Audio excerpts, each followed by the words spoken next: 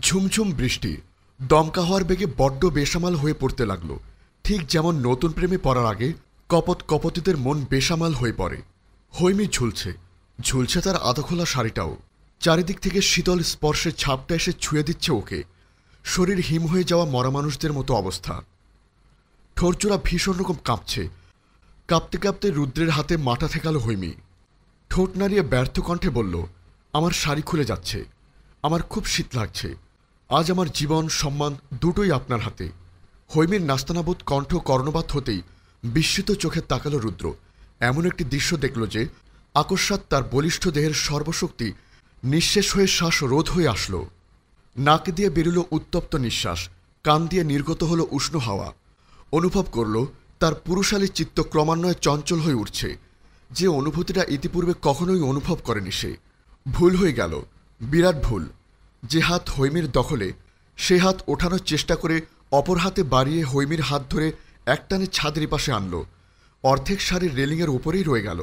থরথর করে কাঁপতে কাঁপতে রেলিংয়ের হেলান দিয়ে বসল হৈমি। মাথা তার নিচের দিকে, তার অর্ধেক শরীর উন্মুক্ত। একজন প্রাপ্তবয়স্ক যুবক পুরুষের পুরুষালী চিত্তাচঞ্চল করার জন্য একটি অর্ধনগ্ন বৃষ্টিস্নাত কিশোরীর শরীরই যথেষ্ট। রুদ্ররও ব্যতিক্রম হয়নি।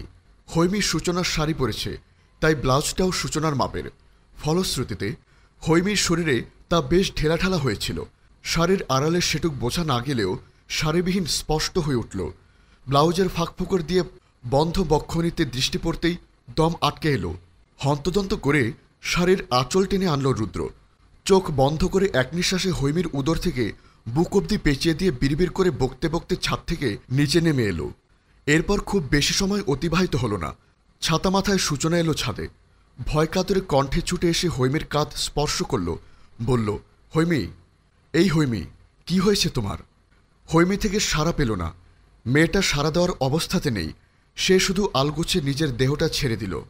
সূচনা ভয়ে শিউরে উঠে একবার হৈমি বলে চিৎকার দিয়ে উঠল। বেডে নিশ্চল দেহে ঘুমিয়ে আছে হৈমি। পাশে থার্মোমিটার হাতে বসে আছে মাহের।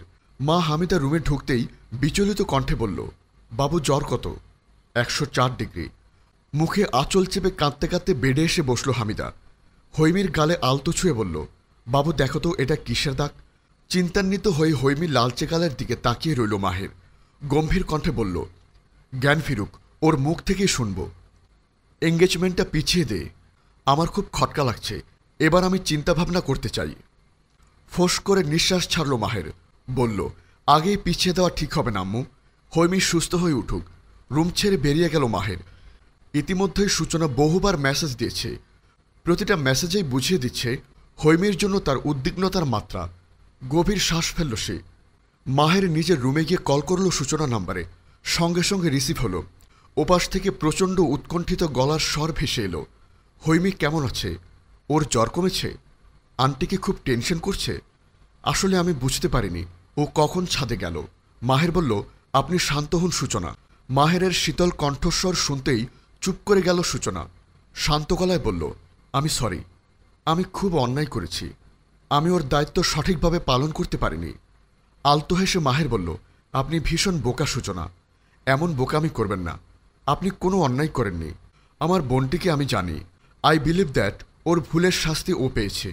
শঙ্কিত কণ্ঠে সূচনা বলল, মানে? অসময়ের বৃষ্টি ভেজাতে সঠিক কাজ হয়নি, তাই না? আমি কি আসবো ওকে দেখতে? অনুমতি দিলে তো তখনই নিয়ে আসতাম, যখন আসার জেদ করেছিলেন। আমি চাই একদম বধূবেশে আমার বাড়িতে পা রাখুন। অস্বস্তি ভরা কণ্ঠে সূচনা বলল, রাখছি। সূচনা রাখছি বললেও ফোন কাটল মাহের। আনমনেই ভাবল, আপনি লজ্জা পেয়েছেন সূচনা, কিন্তু আমি আপনাকে লজ্জা দিইনি। যা আমি দেনি আপন মনেই তা পেয়ে আপনি লজ্জা পাচ্ছেন। এর অর্থ দাঁড়ায় আপনি সত্যি ভীষণ বোকা। মাহেরের তীক্ষ্ণ বুদ্ধি অনেক কিছু টের পেল। তাই পরের দিন ভোরবেলা 2 কাপ কফি বানিয়ে বোনের ঘরে পা রাখল। বেডের পাশে বসে দীর্ঘ সময় ডাকার পর মাথা ধরে উঠে বসল হৈমি। মাহের মৃদু হেসে বলল, ডিয়ার সিস্টার, জ্বর কমে গেছে? জড়ানো কণ্ঠে হৈমি বলল, ফ্রেশ হয়ে আসছি। 2 মিনিটে ফ্রেশ হয়ে তোয়ালে দিয়ে মুখ মুছতে মুছতে বেডে এসে বসল হৈমি। কফির মগে চুমুক দিতে দিতে বোনের মুখশ্রী শুকনো দৃষ্টিতে বোলালো মাহের। হৈমি কফির মগ হাতে ভীষণ সিরিয়াস হয়ে বসল। মাহের বলল, সত্যি ঘটনা খুলে বলো। কাল কি হয়েছে তোমার? কাকে ভয় পেয়েছ? বার কয়েক ঢোক গিলল হৈমি।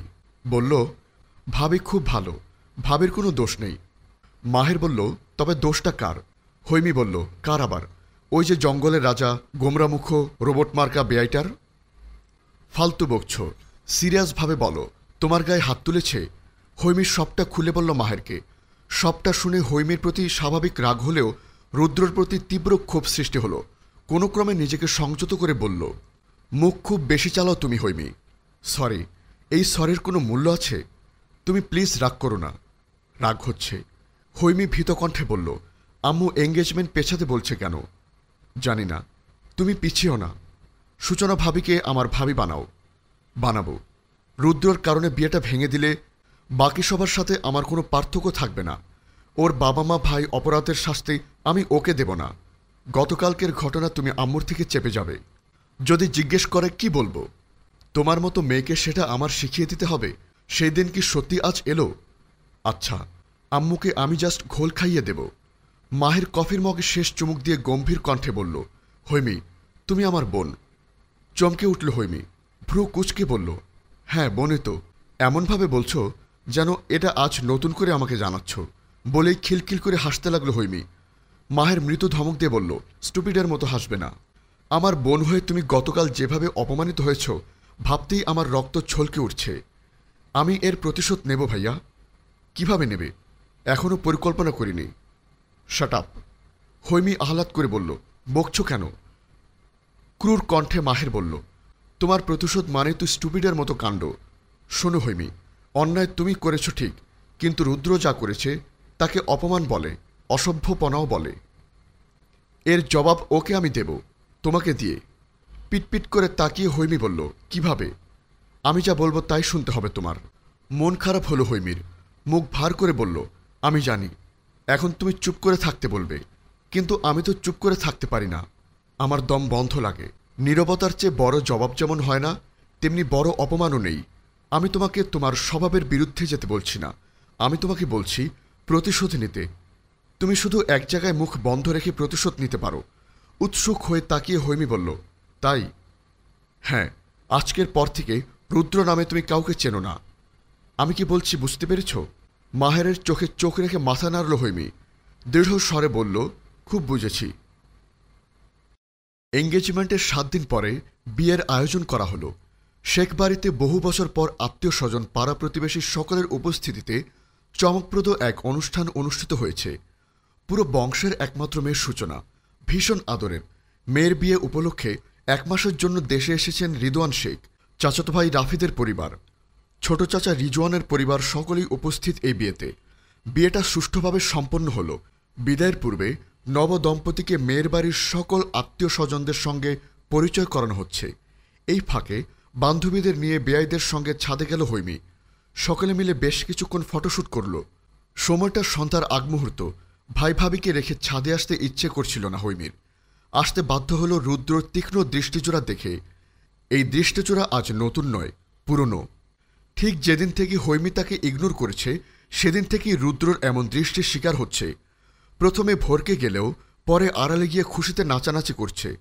মুখ সে বন্ধ রাখতে পারেনি, কথা না বলে টিকতে পারেনি 1 মিনিটও। তবে সে কথাগুলো বলেছে সাদমান, রোহান আর রোশানের সঙ্গে। 3 কাজিনের সঙ্গে হৈমির গদগদ ভাবটা যেন সহ্য হচ্ছিল না রুদ্রর। গা জ্বলে পুড়ে খাক হয়ে যাওয়ার মতো অনুভব হচ্ছিল। টের পেয়ে ওদের সঙ্গে মেলামেশা বাড়িয়ে দিয়েছে হৈমি।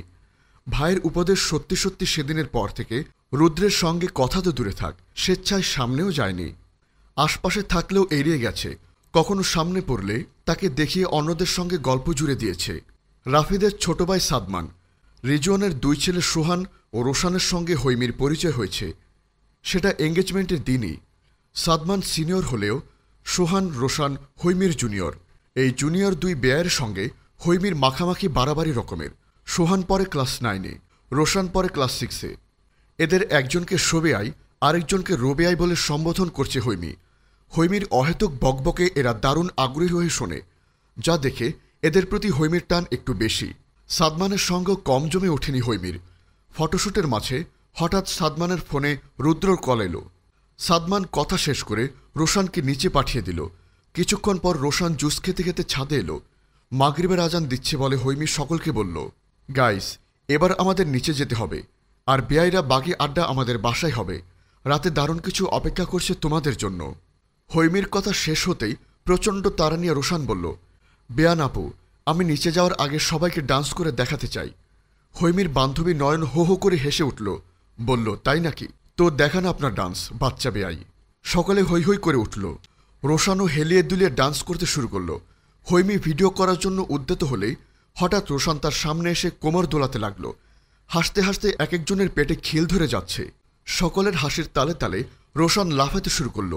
লাফাতে লাফাতে হাতে থাকা গ্লাস সম্পূর্ণ জুস ঢেলে দিল হৈমির গায়ের ওপর। ফলশ্রুতিতে তার সাদা রঙের লেহেঙ্গাটা ভিজে বিশ্রী দেখালো। আতকে উঠে চিৎকার দিয়ে উঠল হৈমি। আতকে উঠল রোশান নিজেও। নাচ থামিয়ে মুখে হাত দিয়ে বলল, ইস, ড্রেসটা নষ্ট করে দিলাম। নাক ফুলিয়ে রোশানের কানমলে দিল হৈমি। গটগটিয়ে বলল, ইচ্ছে করেই করেছ তুমি, আমি সব বুঝতে পেরেছি। কে এসব তোমাকে শিখে দিয়েছে? ওই গুন্ডাটা নিশ্চয়ই। সাদমান হাসতে হাসতে বলল, যত দোষ এখন আমার ভাইয়ের। সে এসবের আগেও নেই, পরেও নেই, তবু তাকে টানছ কেন? কাহিনী কি?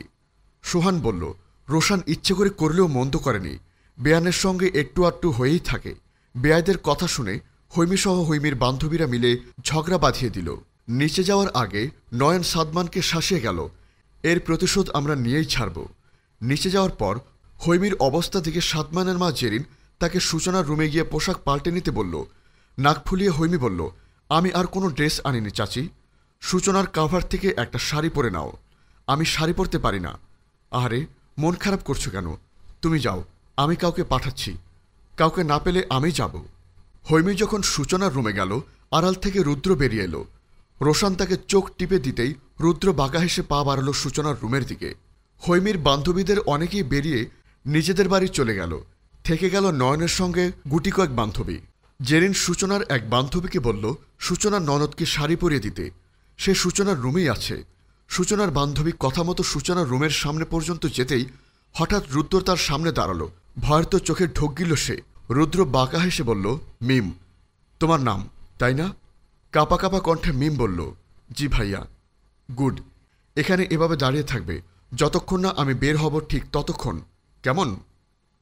কপালে বিন্দু বিন্দু ঘাম জ্বলতে শুরু করেছে মিমের। দম আটকে সে মাথা নেড়ে রুদ্রকে বলল, কেউ আসলে বলবে ভেতরে প্রবেশ নিষেধ। ভেতরে গিয়ে দরজা আটকে দিল রুদ্র। ভয়ে থরথর করে হাত পা কাঁপতে শুরু করল মিমের। তার মানে কি চলছে বোঝা গেল না, শুধু মনের আতঙ্কিত ভাব চোখে মুখে স্পষ্ট হয়ে উঠল। বিড়বিড় করে বলল, নারী বিদ্বেষী রুদ্রভাই আমার সঙ্গে কথা বলল। হায় আল্লাহ, রুদ্রভাই আমার সঙ্গে কথা বলেছে। ড্রেসিং টেবিলের সামনে দাঁড়িয়ে নিজের মেদহীন পেটটা পিটপিট করে দেখছে হৈমি। মেরুন রঙের ব্লাউজ, পেটিকোট পরার ফলে তার শুভ্র দেহখানি উজ্জ্বলতা দ্বিগুণ বেড়ে গিয়েছে। নিজেকে আপাদমস্তক কিছুক্ষণ দেখে নিয়ে ভাবল, বিছানায় রাখা শাড়ির ভাঁজটা খোলা যাক, সে পর্যন্ত কেউ নিশ্চয়ই আসবে। ভেবে নিয়ে যখন বিছানার দিকে ঝুঁকল, তখন সুইচ টেপার শব্দ শুনে সঙ্গে সঙ্গে পুরো রুম অন্ধকারে আচ্ছন্ন হয়ে গেল। সে ভয় পেয়ে কে কে বলে চিৎকার দিয়ে উঠল। মুহূর্তেই বলিষ্ঠ একটা হাত তার মুখ চেপে ধরল। আতঙ্কিত হয়ে ধস্তাধস্তে শুরু করল হৈমি। মুখে চেপে রাখা হাতটি অল্প আলগা হতেই সজোরে কামড় দিল। সঙ্গে সঙ্গে মুখ থেকে হাতটা সরে গেল। রাশভারী এক কণ্ঠস্বর শুনতেই সর্বাঙ্গে শিওর উঠল হৈমির। মিস হৈমি, আপনার গুন্ডা ক্রাশ গুন্ডামি করতে হাজির। এইটুকু বলেই পেছন থেকে এক হাত দিয়ে পুনরায় শক্ত হাতে হৈমির মুখ চেপে ধরল। আরেকটা হাত হৈমির পেট পেঁচিয়ে ধরে উত্তপ্ত নিঃশ্বাস ছেড়ে হৈমির কোমল স্কন্দে কামড় বসালো। শরীর শিউরে উঠে হৃৎস্পন্দন প্রায় বন্ধ হওয়ার উপক্রম। মুখ দিয়ে বের হলো অস্পষ্ট আওয়াজ। সে আওয়াজ শুনে রুদ্র মুখ তুলে ওর কানের কাছে ঠোঁট ছুঁয়ে বলল, এভাবে কামড়াতে হয়, যা হৃদয় কাঁপিয়ে তোলে। থরথর করে কাঁপতে থাকা হৈমিকে নিজের দিকে ঘোরালো। রুদ্রর এক ঝাঁক উত্তপ্ত নিঃশ্বাস আছড়ে পড়ছে হৈমের মুখশ্রীতে। চোখজোড়া শক্ত করে বুঝে প্রাণপণে ছোটার চেষ্টা করল হৈমি, কিন্তু পারল না। রুদ্র তাকে শূন্যে তুলে সুইচ বোর্ডের কাছে গিয়ে সুইচ অন করল। চোখ খুলে ভয়ার্ত চোখে রুদ্রর দুর্বোধ্য চেহারাটা দেখে নিল হৈমি। বাঁকা হেসে হৈমির ঠোঁটজোড়া থেকে হাত সরাল রুদ্র। বড় বড় করে নিঃশ্বাস নিয়ে চেঁচামেচি শুরু করল হৈমি। রুদ্রের মাথায় বুকে এলোপাতারি কিলঘুষি দিতে লাগল। রুদ্র মাথা নিচু করে এক হাত কৌশলে মোবাইল ফোন বের করে ক্যামেরায় গিয়ে ভিডিও অন করে ফোনটা এমন জায়গায় রাখল যেখান থেকে তাদের স্পষ্ট দেখা যাবে। চোখ বন্ধ করে চিৎকার চেঁচামেচি এবং হাত পা ছোড়াছুড়ি করতে করতে ভয়ানক এই কাণ্ডটা দেখতেই পেল না হৈমি। হঠাৎ করে তাকে বিছানায় ছুঁড়ে ফেলা হলো। লজ্জায় ভয়ে কুঁকড়ে গেলেও চিৎকার থামল না। রুদ্রর চোখ রাঙিয়ে তার দিকে এগুতে এগুতে বলল, স্বেচ্ছায় আমার ভেতর উদ্দাম সৃষ্টি করে আমাকেই ইগনোর। বলতে বলতেই হৈমির খুব কাছে চলে গেল সে। হৈমি পিছিয়ে যেতে উদ্যত হতেই ওর পিঠ আঁকড়ে ধরে কাছে টেনে নিল। চিৎকার চেঁচামেচি থামাতেই আচমকা ওর ঠোরচোরা নিজ ঠোঁট দ্বারা আবদ্ধ করে নিল। দু চোখে অশ্রু ছেড়ে হৈমি যখন নড়চড় থামিয়ে দিল, তখন রুদ্র নিজেও থেমে গেল। ইতিমধ্যে ঠিক কোন মাত্রায় অসংলগ্নতা করেছে সে হাড়ে হাড়ে টেরও পেল। তবুও বিন্দু আফসোস রাখল না মনে। নিশ্চল হৈমিকে বুকের মধ্যখানে অতি সন্তর্পণে চেপে নিয়ে কর্কশ কণ্ঠে বলল, হয় মরেছ নয় মেরেছ, এবার শুধু ভুগবে। আকস্মাৎ রুদ্রের গলা টিপে ধরল হৈমি। ক্রোধে কাঁপতে কাঁপতে চিৎকার করে বলল, এটা কি করলেন আপনি? আপনাকে আমি পুলিশে দেব, আপনি খুব জঘন্য একটা মানুষ। চোয়াল শক্ত করে হৈমির দুহাত চেপে ধরল রুদ্র। মস্তিষ্ক বলল, আরও কিছু হওয়া উচিত, প্ল্যান সাকসেসফুল হবে না।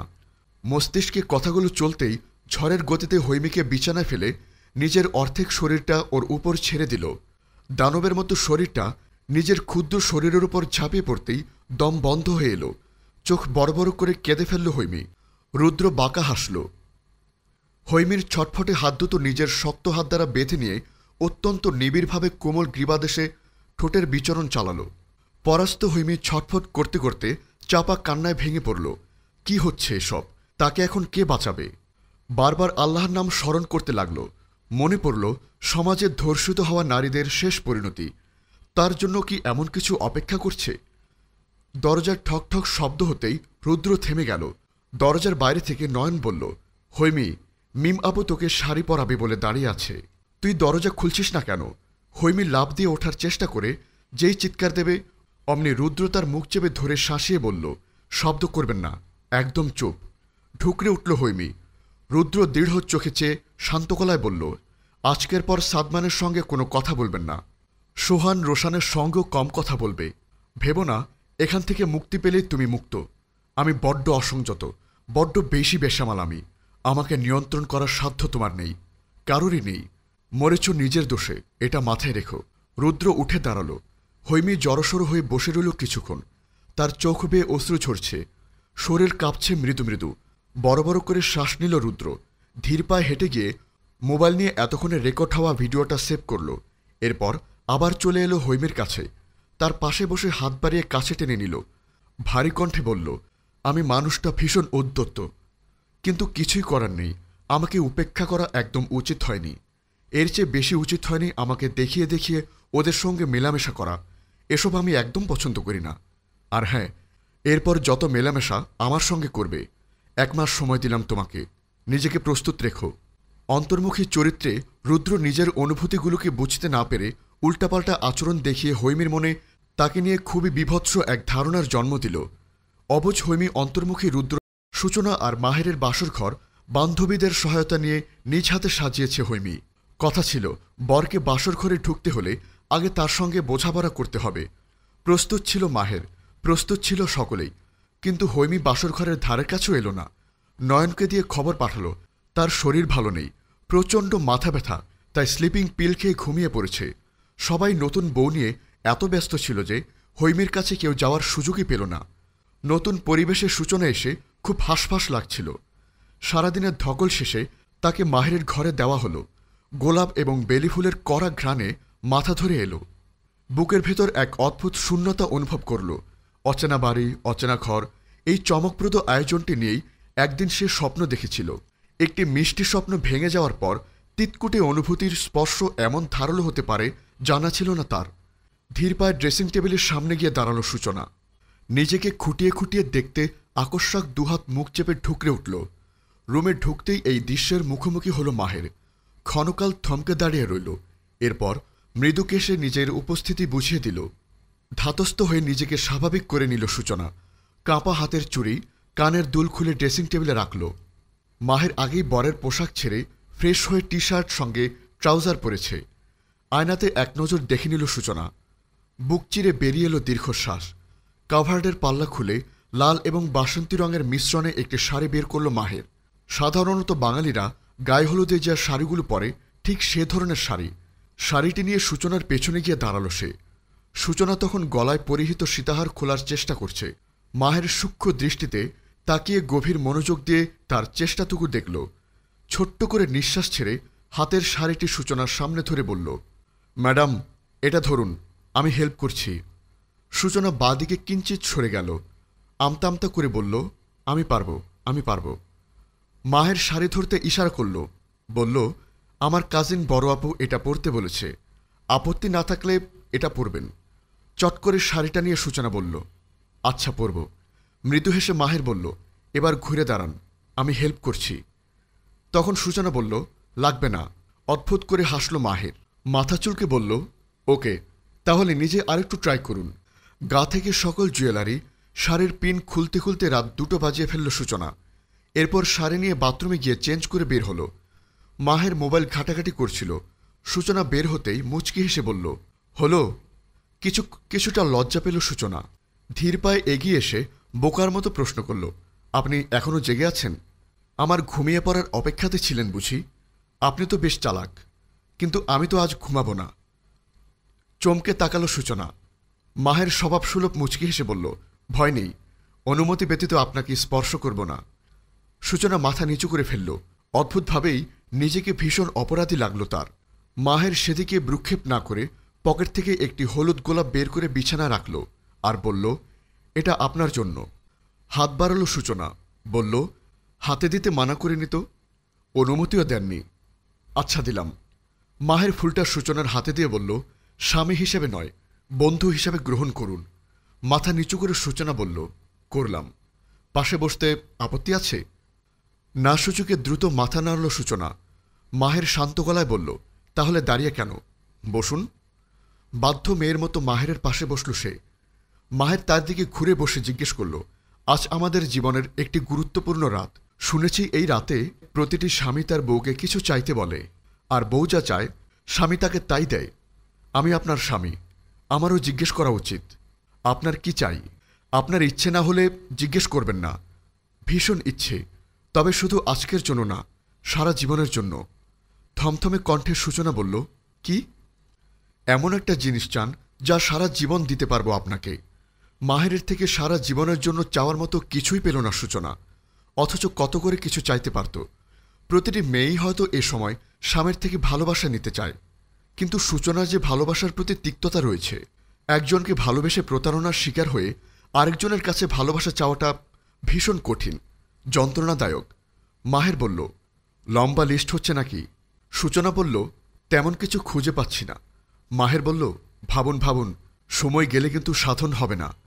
দীর্ঘক্ষণ ভাবার পরে মাহেরের দিকে তাকাল সে।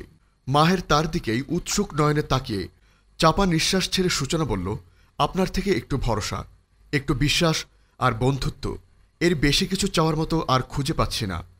মাহেরের মৃদু হাসিটা বিস্মৃত হল। সূচনা বলল, আপনার কিছু চাওয়ার আছে? আপনি একটু বোকা, তাই সব একটু একটু করে চেয়েছেন। আমি ভাই অত বোকা নই, আমার সব বেশি বেশি চাই। আর শেষ চাওয়াটা হচ্ছে এই বিছানার অর্ধেক ভাগ। দেখতেই পাচ্ছেন রুমে ডিভাইন নেই, মেঝেতেও শুতে পারি না। মুখ ফিরে হাসি আটকে সূচনা জবাব দিল, ভাগ দেওয়া হলো। বাসরাতটি আর সবার মতো করে কাটল না সূচনার, তবুও যেন স্মৃতির পাতায় স্মরণীয় হয়ে থাকবে আজীবন। পাশাপাশি শুয়ে সারা রাত গল্প করল দুজন। একে অপরের বিষয় জানতে পারল অনেক কিছুই। এর মধ্যে সূচনাকে সবচেয়ে বেশি মুগ্ধ করল একটি বিষয়, তা হলো দীর্ঘ সময় দুজন পাশাপাশি থাকার পরেও ভুলক্রমে মাহের স্পর্শ করেনি তাকে। মাঝে এক হাত দূরত্ব অটুট রেখে কি সাবলীল ভঙ্গিমায় শুয়েছিল মাহের, কি দারুণ অ্যাটিটিউড। ফজরের আজানে দেওয়ার পর দুজন একসঙ্গে নামাজ পড়ে নিল। নামাজ শেষে মাহের সূচনাকে বলল, বন্ধু হিসাবে একটা হেল্প চাই। সূচনা বলল, কি হেল্প? আপনি শাড়িটা চেঞ্জ করুন, যেটা পরেছেন এটা বালতিতে ভিজিয়ে রেখে দিন। সূচনা লজ্জিত হলো ভীষণ। মাহের কিছুটা জড়তা নিয়ে বলল, কাজিন ভাই বোন ভাবিরা প্রচণ্ড দুষ্ট, এসব নিয়ে তাদের কৌতূহলের শেষ নেই। আর মুরব্বিদেরও দেখা যাবে সকাল হলেই এটা নিয়ে ছোটরা ট্রল করবে, বড়রা সালিশ বসাবে। আমি চাচ্ছি না এই বিষয়ে কোনো কথা হোক। তাছাড়া মা এমনিতেই টেনশনে আছে, সে ধারণা করবে আমি অতীত আঁকড়ে ধরে আপনার প্রতি অবহেলা করেছি। বৌভাতের অনুষ্ঠান শেষ হলো। জ্বর ঠান্ডার অজুহাত দিয়ে হৈমি কারো সামনেই এলো না। মাহের ভীষণ চিন্তিত হয়ে পড়ল। হঠাৎ কি হলো মেয়েটার? মেয়ের বাড়ির লোকজন বরবউকে ফিরিয়ে নিয়ে যাবে, কত কি প্ল্যান ছিল হৈমির, অথচ গত রাত থেকে সবকিছুতেই অনুপস্থিত সে। সূচনা বাবার বাড়ি যাওয়ার আগে হৈমির সঙ্গে দেখা করতে এলো, সঙ্গে মাহের। হৈমি কাঁথা গায়ে দিয়ে শুয়েছিল, ওদের দেখেও উঠল না। মাহের গায়ে হাত দিয়ে দেখল, তেমন জ্বর নেই। সূচনা হৈমির মাথায় হাত বুলিয়ে বলল, তোমাকে ছাড়া কিন্তু আমি যাব না। মাহের অনেক বোঝালো, সন্দেহ করে অনেক কিছু জিজ্ঞেস করল, উত্তর দিল না হৈমি। তার এক কথা, সে যাবে না। হৈমির এরূপ আচরণ চাপা রইল না, একে একে সবার মাঝে ছড়িয়ে পড়ল। সূচনাও জেদ ধরে বসে রইল, হৈমি না গেলে সেও বাবার বাড়ি যাবে না। হৈমির মা হামিদ এসে মেয়েকে বকাঝকা করলেন, তবুও কাজ হল না। মাহের মাকে শান্ত করে হৈমির রুম থেকে বের করে নিয়ে গেল। সূচনাকে ইশারা করে গেল আরেকটু বোঝাতে, সে আসছে। সূচনার কাজিন সুহান ও রোহান যখন শুনল হৈমি তাদের বাড়ি যাবে না বলে সূচনাও যাবে না বলে জেদ ধরেছে, তখন এই খবর বিদ্যুৎ গতিতে রুদ্রর কানে পৌঁছে দিল। ঠিক তার 10 মিনিট পরেই হৈমির ফোনে আননোন নাম্বার থেকে মেসেজ এলো, মিস বকবকানি, হোয়াটসঅ্যাপে গিয়ে আমার এবং আপনার দারুণ হটের ভিডিওটি একবার দেখে আসুন, সব ঠিকঠাক আছে কিনা দেখুন। সূচনা মুখ ভার করে বসেছিল, হৈমি হঠাৎ লাফ দিয়ে উঠে বসল। সূচনা চমকে গিয়ে বড় বড় চোখ করে তাকালো হৈমির দিকে। হৈমি ভয়ার্ত চোখ করে কাপা হাতে ফোনের সাউন্ড অফ করে হোয়াটসঅ্যাপে ঢুকল। অচেনা নাম্বার থেকে পাঠানো ভিডিওটা দেখে তার যেন পায়ের নিচ থেকে মাটি সরে গেল, মাথায় ভেঙে পড়ল এক আকাশ। বার কয়েক ঢোক গিলে কাপা হাতে মেসেজ করল, এসব কি? সঙ্গে সঙ্গেই রিপ্লে এলো, সময় মাত্র 15 মিনিট, এর মধ্যেই তৈরি হবে এবং ভদ্র মেয়ের মতো সূচনার সঙ্গে আমার বাড়িতে আসবে। কথা অনুযায়ী কাজ না হলে 1 ঘন্টার মধ্যে আমার বাড়িটা তোমার পার্মানেন্ট হয়ে যাবে। Okay darling, I am waiting. Ready হতে হতে আধা ঘন্টা সময় লেগে গেল হৈমির। আজ সে সাজের বেলায় কৃপণতা করল। তার এরূপ আচরণ দেখে মা হামিদা নিজেই বিস্মিত হয়ে বললেন, কিরে, তোর হলো কি? মুখটা এমন ফ্যাকাশে লাগছে কেন? থতমত খেল হৈমি। সূচনা বলল, তুমি তো সাজেতে ভীষণ ভালোবাসো হৈমি, তাহলে আজ কেন এমন করছো? সত্যি করে বলো তো, কি হয়েছে তোমার?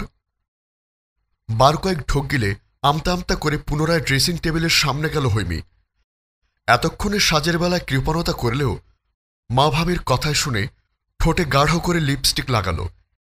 এরপর তাদের সামনে এসে চোখ পিটপিট করে ব্যস্ত গলায় বলল, এই তো সেজেছি আম্মু। ভাবি, এখন কেমন লাগছে আমায়? আচ্ছা আম্মু, তুমি এমন কেন বলো তো? বেশি সাজগোজ করায় কম তো বকাঝকা করো না। বেশি কথা বললেও শাসন করে আমার ছোট্ট হৃদয়খানা অতিষ্ঠ করে ফেলো। আর আজ যখন কথা বলছি না, সাজছি না, এতেও সন্দেহ করছো, চোখ পাকাচ্ছ। আমি যাব কোথায় বলো তো?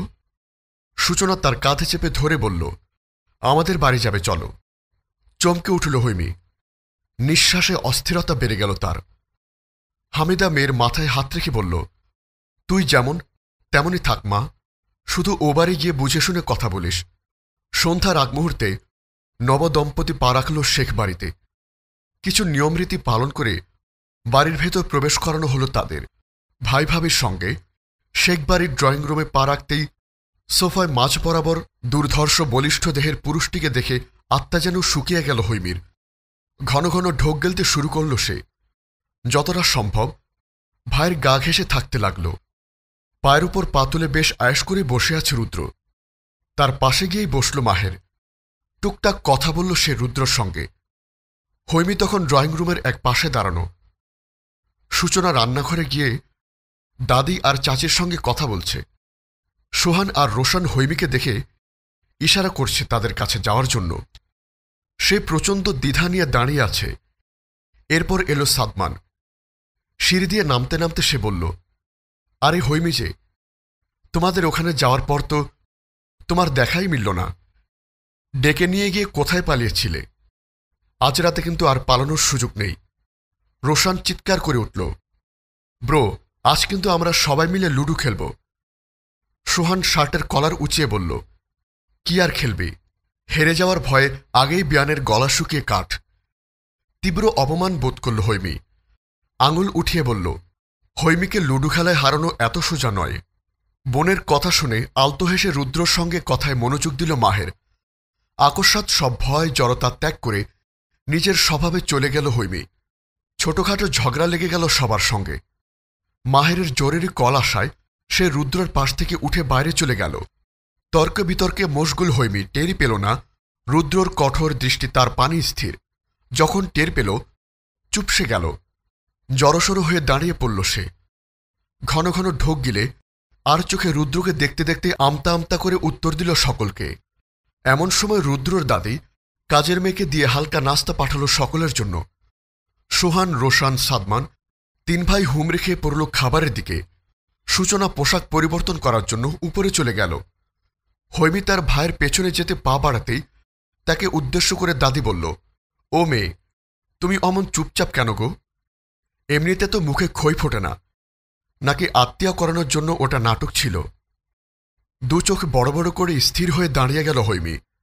আর চোখে রুদ্রর দিকে তাকাতেই দেখতে পেল সাহেব বেশ আয়েশ করে বসে ঠোঁটে তর্জনী ছুঁয়ে বদমাইশি হাসি হাসছে। নিমেষেই চিৎকার করে মাথায় বেঁধে রাখা ঝাঁকড়া চুলগুলো খামচে ধরতে ইচ্ছে করল হৈমির। মনের বিশাল কষ্টটুকু চেপে রেখে জোরপূর্বক ঠোঁটে হাসি টেনে বলল, কই, আসলে শরীরটা ভালো নেই দাদি। দাদি সন্তুষ্ট হল না। মুখে তীব্র অসন্তোষ ফুটিয়ে তুলে বলল, থাক, আর জোর করে হাসতে হবে না, নাস্তা করো। ঠোঁট উল্টে হৈমি ডাকল, ও দাদি। দাদি চলে যেতে উদ্যত হয়েছিল। হৈমির কথায় ফিরে তাকাতেই হৈমি তরাক করে তার সামনে এসে টুপ করে গালে চুমু খেয়ে বলল, রাগ করো না দাদি, প্লিজ, আসলে কি হয়েছে বলো তো? আমার আশেপাশে একটা লম্বা মোটাসোটা বড়সড় হাত, বড় বড় চোখ, বড় বড় দাঁতওয়ালা মৌমাছি ঘুরপাক খাচ্ছে। তুমিই বলো, মৌমাছি আশেপাশে থাকলে কি আমরা স্বাভাবিকভাবে চলাফেরা করতে পারি? তারপরও যদি একবার মৌমাছি কামড়ায়, ঠাস করে একটা কিছু পড়ে যাওয়ার শব্দ পেটেই চমকে উঠল সকলে। সবচেয়ে বেশি চমকালো হৈমি, যার ফলে ভয়ে সিটিয়ে দাদির পেছনে গিয়ে দাঁড়াল। টি টেবিলের ওপর রাখা গ্লাসটা কিভাবে পড়ল কেউ বুঝতে পারল না, কিন্তু ওখানে রুদ্র বসা ছিল। সে এখন নেই। দাদি বিচলিত হয়ে চারপাশে তাকাতেই দেখতে পেল রুদ্র সিঁড়ি ডিঙিয়ে উপরে যাচ্ছে। বাকি তিন নাতির ঠোঁট অল্প ফাঁক, চোখ রুদ্রর যাওয়ার পানে স্থির। ডিনার করার সময় সকলে একসাথে হওয়ার পর হঠাৎ দাদি হৈমিকে জিজ্ঞেস করল, তা হৈমি, তুমি যেন কিসের মৌমাছির কথা বলেছিলে? বড় বড় দাঁত, হাত, কি সব জানো? মাহের চিন্তিত হয়ে বোনের দিকে তাকাল। রুদ্রর ছোট তিন ভাই হো হো করে হাসতে লাগল। মৌমাছির বড় বড় দাঁত। হাসতে হাসতে ওরা ডাইনিং টেবিল কাঁপিয়ে ফেলল। হৈমি কাচুমাচু হয়ে সম্মুখে গম্ভীর হয়ে বসে খাবার খাওয়া রুদ্রর দিকে এক পলক তাকিয়ে নিজের খাওয়ায় মন দিল। দাদি আবারও হৈমিকে প্রশ্ন করল। সূচনা তাকে থামিয়ে দিয়ে বলল, আহ দাদি, হৈমি মজা করছে তোমার সঙ্গে। সকলের খাওয়ার শেষে শুধু হৈমিরই বাকি। দাদি বলল, এত সময় নিয়ে খাওয়া ঠিক না। তোমার মনে হয় খাওয়াতে মনোযোগ নেই। খাওয়ার সময় অমন উদাস ভাব ভালো লক্ষণ না, বুঝেছ? এমন সময় হঠাৎ রুদ্র এসে চেয়ার টেনে বসল। দাদি বলল, কিছু বলবি? রুদ্র উত্তর করল না। নিজের মতো গম্ভীর হয়ে কয়েক পল বসে থেকে হাত বাড়িয়ে জগ থেকে আস্তে আস্তে গ্লাসে পানি ভরল।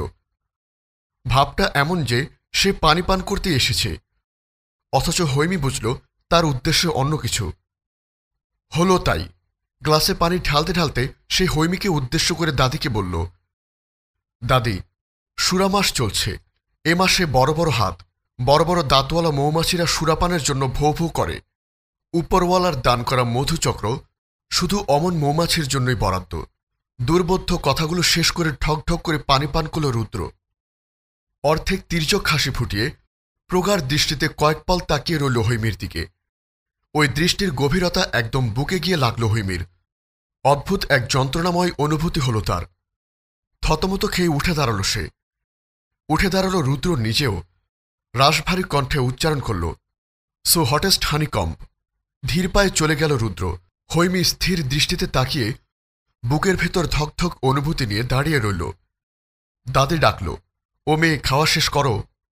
হৈমি আনমনেই বলে উঠল, সুরমাস মানে কি দাদি? চৈত্র মাস।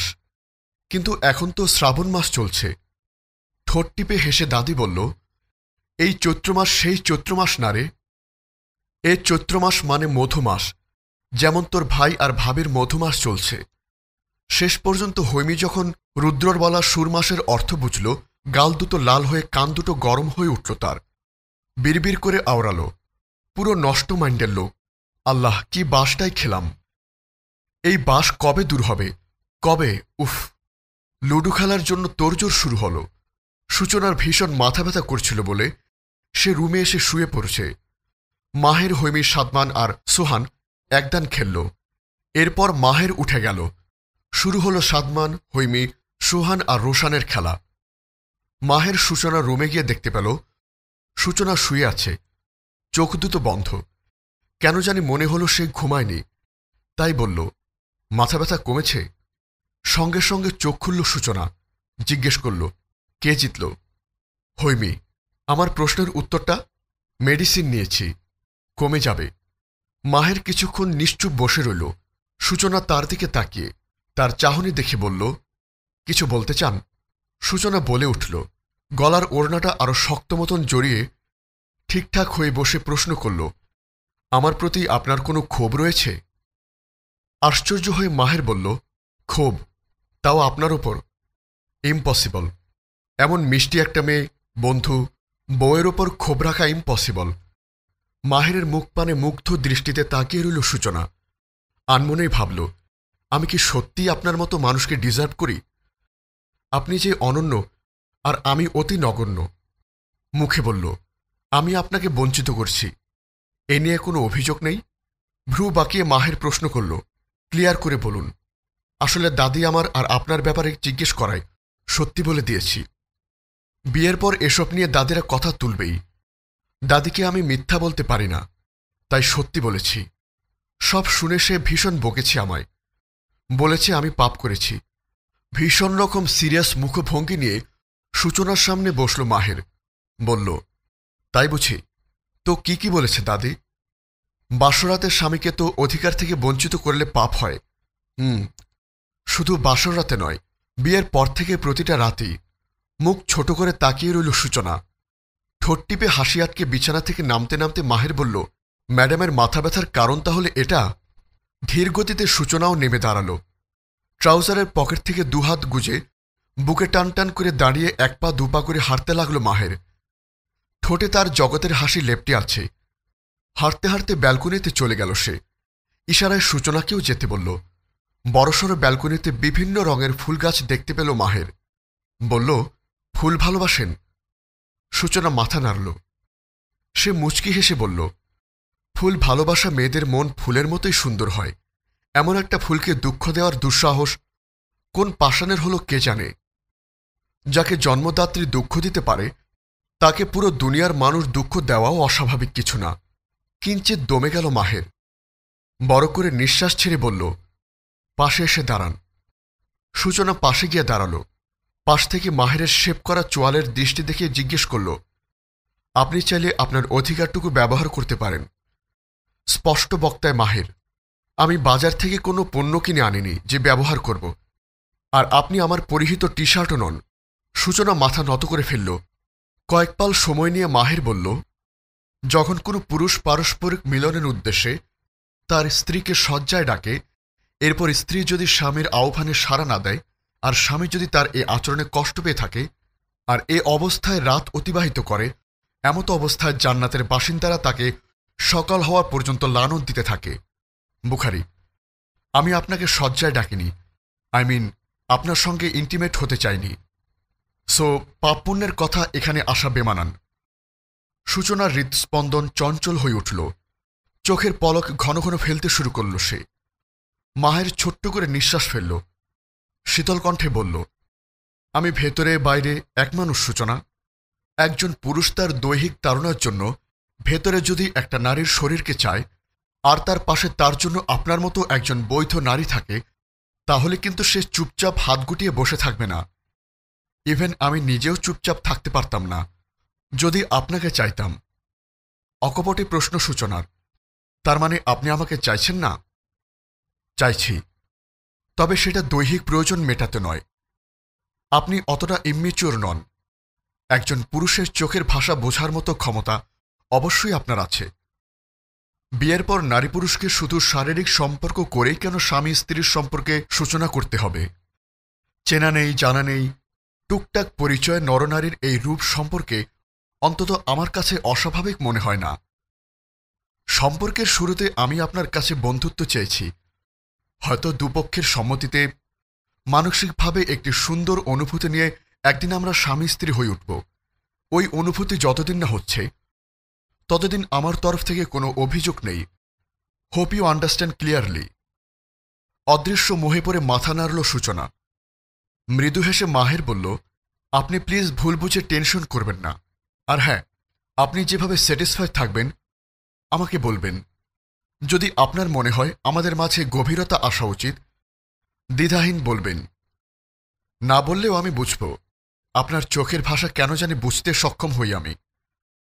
লজ্জায় আরক্ত হয়ে ব্যালকনি থেকে চলে গেল সূচনা। বলে গেল, আপাতত আমি বন্ধু হিসাবেই স্যাটিসফাইড। মাহের তার পেছনে পেছনে রুমে গিয়ে চিন্তিত হয়ে বলল, এই দাদি আমাদের প্রাইভেসি ভেঙে দিল। শুনুন, ঘরের কথা পরকে বলবেন না। দাদি তো পর নয়। অধর কামড়ে সূচনার দিকে তাকালো মাহের। ভ্রু কুচকে বলল, স্বামী স্ত্রীর মধ্যে সে পরে। আমাদের মধ্যে আজ বন্ধুত্ব আছে, কাল সে সম্পর্ক প্রণয় আসবে, পরশু পরিণয়। এসব দাদিকে জানানোর কোনো প্রয়োজন নেই। ভবিষ্যতে তারা নিজেরাই টের পাবে আমরা প্রণয় পরিণয় সব কমপ্লিট। কিভাবে? বিছানায় আলগুচে শরীর ছেড়ে দিল মাহের। দুহাত মাথার নিচে রেখে সন্তর্পণে চোখ বুজে বলল, যখন আমাদের বাচ্চারা কান্না করে সবার ঘুমের ডিস্টার্ব করবে তখন সবাই টের পাবে। এই আমি চোখ বুঝেছি। আপনার যত লজ্জা পাওয়ার পেয়ে নিন, দেখব না। লজ্জা পাওয়া শেষ হলে গুডগাল হয়ে এপাশে হয়ে শুয়ে পড়ুন। সূচনা হেসে ফেলল। তার মনে হল ইতিহাসে তারাই প্রথম বন্ধু যারা কিনা জেনে বসে আছে একদিন তাদের প্রণয় হবে, পরিণয় হবে, আবার বাচ্চাও হবে। কি ভয়ানক সুন্দর ব্যাপারটা। দাদির সঙ্গে হৈমির ঘুমানোর ব্যবস্থা করা হলো। লুডো খেলা শেষ করে হৈমি দাদির রুমে যাচ্ছিল, এমন সময় তার ফোনে মেসেজ এলো, অনেক লুডো খেলা হয়েছে ডার্লিং, এবার ছাদে এসো, তোমার লম্বা মোটা মৌমাছিটা অপেক্ষায় আছে। মেসেজটি দেখা মাত্র আতঙ্কিত হয়ে দাদির রুমে ঢুকে দরজা লাগিয়ে দিল হৈমি। দাদি গভীর ঘুমে তলিয়ে। সে বার কয়েক ঢোক গিলে কাপা হাতে রিপ্লাই করল, দাদির সামনে কিভাবে যাব? পায়ে হেঁটে আসবে, উনি কি ভাববেন? রুদ্র বলল, জাস্ট 2 মিনিটের মধ্যে না এলে নিচে গিয়ে কোলে উঠিয়ে চুমু খেতে খেতে নিয়ে আসব। মেসেজটি দেখে হাত থেকে টুস করে মোবাইল পড়ে গেল। তরতর করে ঘামতে লাগল সে। বুকের ভেতর হৃৎস্পন্দনের বাতিরা যেন ঠুস করে নিভে গেল। শ্বাস রোধ করেই পা চালালো ছাদের দিকে। পুরো বাড়িতে ঝকঝকে আলো থাকায় মোবাইল ছাড়াই যেতে তার একটু অসুবিধা হল না। ছাদের দরজা অবধি যেতেই বাঁ দিকের দোলনায় বসে দোল খাওয়া রুদ্র বলল, আই এম হেয়ার ডার্লিং। কেঁপে উঠল সে। বাঁ দিকে ফিরে ঢোক গিল ঘন ঘন। রুদ্র তর্জনী উঁচিয়ে কাছে যেতে ইশারা করল। হৈমি অনড় হয়ে দাঁড়িয়ে। ফলে মৃদু ধমকে উঠল সে। ধমকে হকচকিয়ে একটু একটু করে এগুতে শুরু করল হৈমি। গলায় ঝুলনো ওড়নাটা বারবার শরীর থাকতে লাগল। একবার এপাশে টানে তো আরেকবার ওপাশে টানে। রুদ্রর তুখোর দৃষ্টিচোরা তাকে আপাতমস্তক এমনভাবে দেখছে যে মন চাইছে পুরো শরীর কম্বলে মুড়িয়া রাখতে, যেন একটু ফাঁকও না থাকে, আর ওই বদনজরটাও তার উপর না পড়ে। হৈমি যখন রুদ্রের একবারে কাছাকাছি চলে এলো, রুদ্র হ্যাচকা টান দিয়ে নিজের উপর ফেলল তাকে। কিঞ্চিত ব্যথায় আশসূচক করে উঠল মেয়েটা। রুদ্র তাকে দুহাতে আবদ্ধ করে নিতেই বলল, ছাড়ুন, একদম ঠিক হচ্ছে না। রুদ্র বাঁকা হাসি হেসে ছেড়ে দিল। হৈমি উল্টে পড়ল ছাদের মেঝেতে। দুহাত মেঝেতে ভর করে মাথা উঁচু করে ভয়ার্ত চোখে রুদ্রর দিকে তাকিয়ে বলল, উহ। উচ্চস্বরে কতক্ষণ হেসে নিয়ে রুদ্র বলল, এই অশ্লীল শব্দগুলো করে কি মিন করতে চাইছ ডার্লিং? রেগেমেগে আগুন হয়ে হৈমি উঠে দাঁড়াল। আকস্মিক রুদ্র গলা চেপে ধরে চিৎকার করে বলল, আপনি একটা অশ্লীল, অসভ্য, বর্বর একটা মানুষ। আপনার সাহস কি করে হয় আমার সঙ্গে এমন অসভ্যতা করার? আর ওই ভিডিও কেন করেছেন আপনি? এসব কেন করছেন? রুদ্র বলল, চুমু দাও। অগ্নিমূর্তি ধারণ করে সর্বোচ্চ ক্ষোভ প্রকাশ করার মাঝে এমন একটা কথা বলায় ভরকে গেল হৈমি। গলায় চেপে রাখা হাতটি আরেকটু শক্ত করে বলল, খুন করে দেব একদম, আর আমি চুমু দেব।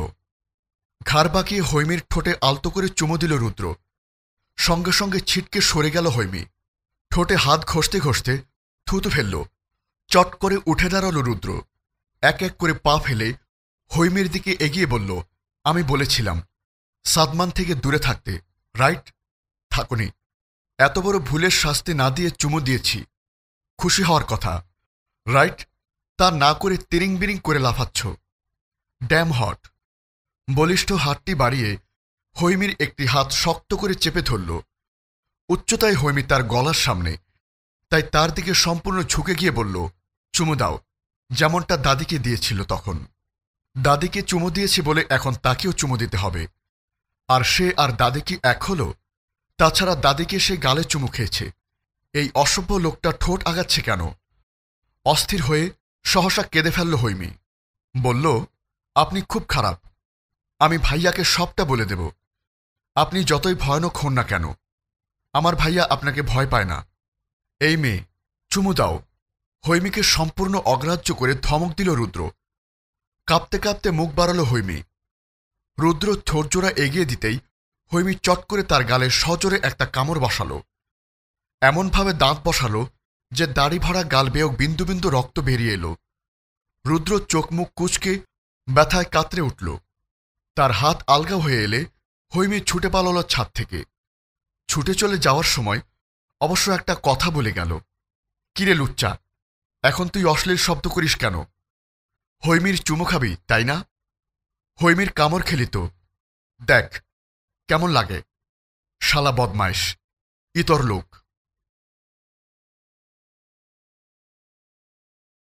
সারারাত বিছানায় ছটফট করল হৈমি। যে ভয়ানক কাণ্ডটা সে ঘটিয়েছে, এর ফল কি হতে পারে, কি হবে ভেবে ভেবেই অস্থির হয়ে উঠছে। একটু পরপর উঠে পানি খাওয়ার ফলে এক জগ পানি শেষ। এরপর গলা শুকিয়ে শুকনো কাঠ। পানির জন্য বাইরে যাওয়ার সাহসটুকুও নেই। মন বলছে, বদমাশ লোকটা দরজার বাইরে ঘাপটি মেরে দাঁড়িয়ে আছে। সে দরজা খুললেই বাঘের মতো থাবা দিয়ে ধরে নিয়ে যাবে। এরপর তার শরীরের হাড়গোড় ভেঙে জুস করে টুস করে পিণ্ডি চটকিয়ে খাবে। ঘন ঘন ঢোক গিলল হৈমি। শোয়া থেকে উঠে বসে রুমের চারপাশে সতর্ক নজর বুলাল। হঠাৎ মনে হল কেউ আসছে। এই বুঝি দরজা ভেঙে তাকে উঠিয়ে নিয়ে যাবে। অমনি তরাক করে চোখ মুখ খিচে শুয়ে পড়ল সে। মনে মনে দোয়াদুরুদ পরে বুকে ফু দিল। নিঃশ্বাসের অস্থিরতা ক্রমশ বাড়ছেই, কমছে না। বারে বারে কপালের ঘাম উঠছে। বুকের ভেতরটায় তোলপাড় হচ্ছে অস্বাভাবিকভাবে। এমনি ছটফট করতে করতে সারা রাত কেটে গেল। ফজরের আজান পড়তেই হুঁশ ফিরল। আবারও উঠে বসল। সকালে সে কি রক্ষা পাবে? এই ভাবনা মনে আসা মাত্রই বিছানা থেকে লাফিয়ে উঠল। সে চলে গেল দাদির ব্যালকনিতে। উদ্দেশ্য ব্যালকনি ঝাঁপিয়ে শেখ বাড়ির থেকে পালিয়ে যাওয়া। সত্যি সত্যি সে যখন ব্যালকনিতে দাঁড়িয়ে নিচে তাকালো, আঁতকে উঠে ঢোক গিলল কয়েকবার। লাফ দিলে যদি পড়ে মারা যায়, সেও ভালো। সকালে রুদ্রর হাতে পড়ে মরার চেয়ে এখনই মরে যাওয়া ভালো। অমনি আবারও আঁতকে উঠে বিড়বিড় করে বলল, না না, এটা তো আত্মহত্যা হয়ে যাবে। নিজের করুণ পরিণতির কথা ভেবে কান্না পেয়ে গেল খুব। রুমে গিয়ে মোবাইল নিয়ে আবারও বেলকনিতে চলে গেল।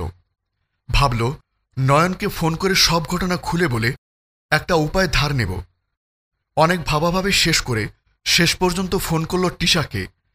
টিশা তার খালাতো বোন, বয়সে তার মাস দুয়েকের ছোট বড়।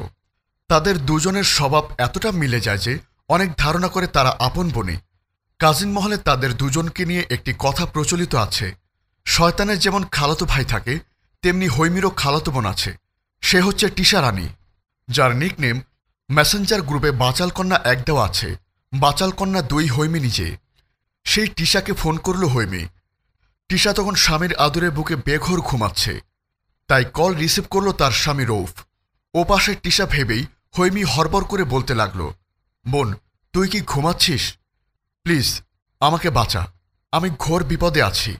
কি কচুর ক্র্যাশ খেয়েছিলাম, জীবনটা আমার তেনা তেনা হয়ে গেল। প্লিজ তুই আমাকে বাঁচা, বাঁচার জন্য একটা রাস্তা করে দে। আমি ভয়াবহ একটা ঘটনা ঘটিয়েছি রে টিসু, আমি ওই গুন্ডাটাকে চুমুর বদলে কামড় দিয়ে ফেলেছি। এখন আমার কি হবে? তুই কেন এত তাড়াতাড়ি চলে গেলি? দুলাভাইকে কেন আর কয়েকটা দিন রাজি করালি না? দুলাভাই কি আর 2টা দিন তোকে ছাড়া থাকতে পারতো না? তোর তো 4 মাস চলে এখন, তোকে দিয়ে তার এত কি কাজ? ফোনের ওপাশে বিরক্ত না হয়ে দীর্ঘশ্বাস ছাড়ল রৌফ। ননস্টপ মুখ চলে এমন ঘরণীকে নিয়ে ঘর করছে সে। তাই শালিকার ননস্টপ কথাগুলো শুনে বিরক্তি হল না, শুধু দীর্ঘশ্বাস ছেড়ে বলল, চুমু দিলেই হতো, কামড়ানোর কি প্রয়োজন ছিল? তোমরা দুবোন পারো বটে। লজ্জায় মরিমরি হয়ে ফোন কেটে দিল হৈমি। ছিছি করে দুহাত মুখ ঢেকে ফেলল। অমনি মেসেজ এলো টিশার নাম্বার থেকে। ভয় পেও না শালি সাহেবা, মাথা ঠান্ডা রাখো, ও বাড়িতে সবসময় মাহের ভাইয়ের গা ঘেসে ঘেসে থাকো। টিশা এখন ঘুমাচ্ছে, সকালে বলে দিব ফোন দিয়েছিলে। বোঝই তো শরীরটা তেমন ভালো নেই ওর, ঘুমিয়েছে 1:30টার দিকে, তাই এখন জাগাতে চাচ্ছি না। কাঁদো কাঁদো মুখে হৈমি রিপ্লাই দিল, ঠিক আছে দুলাভাই, sorry for disturb, it's okay dear শালিকা।